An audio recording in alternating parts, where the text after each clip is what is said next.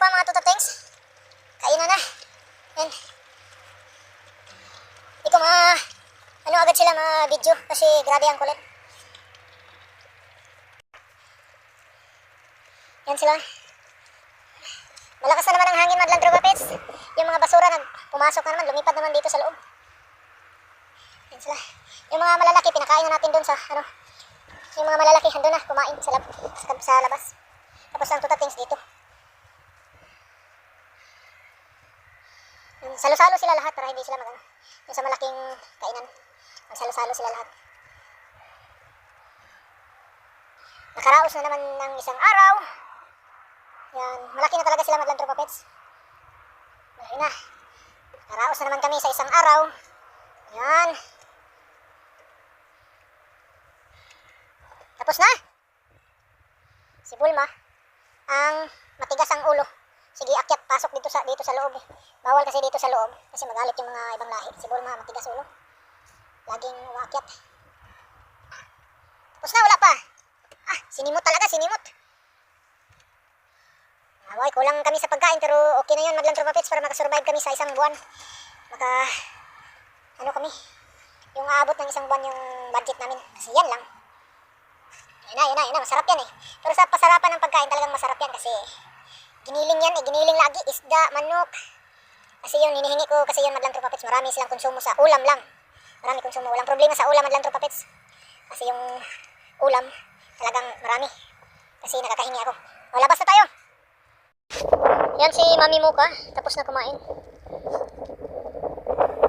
Mami Muka, nagnipis ang balahibo ni Mami Muka kasi nagbalita pa siya ng balahibo.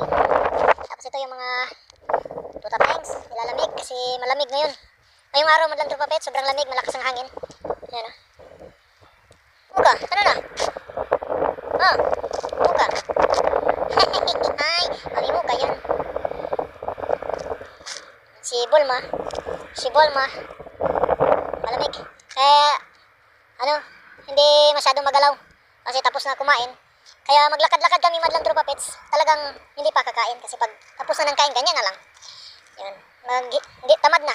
Hindi na yan sasama sa akin pag maglakad. Kasi tapos na kumain eh. Mabuti yung maglakad muna kami kasi susunod-sunod lang yan sila. Tapos alam nila na tapos maglakad, talagang kakain talaga.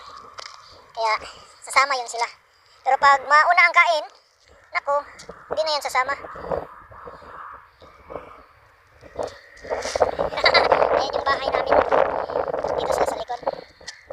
Apoy, may lasa pa ata eh. May lasa pa. Ay.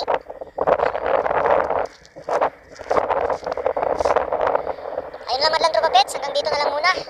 Kasi sobrang lamig. At kailangan ko pa magluto ng aking pagkain para meron akong ulamin bukas.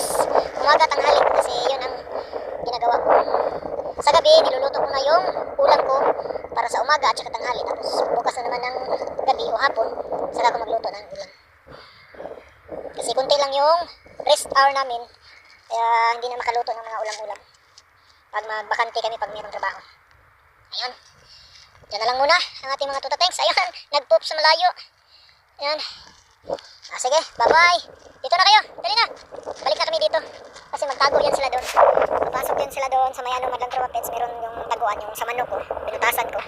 Para doon sila magtulog pagabi. Ayan. Oh, walang away. Ba't mag-away-away? Laro lang.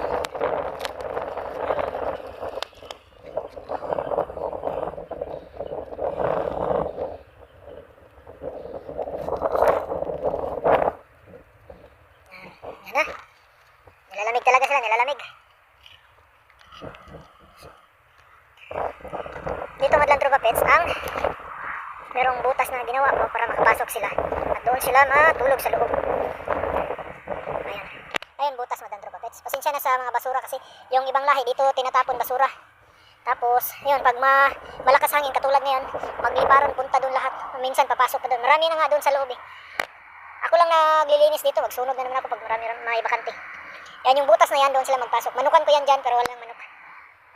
Yan, hanggang dito na lang madlang Tropa Pets. At kita-kits sa susunod nating episode. Bye-bye!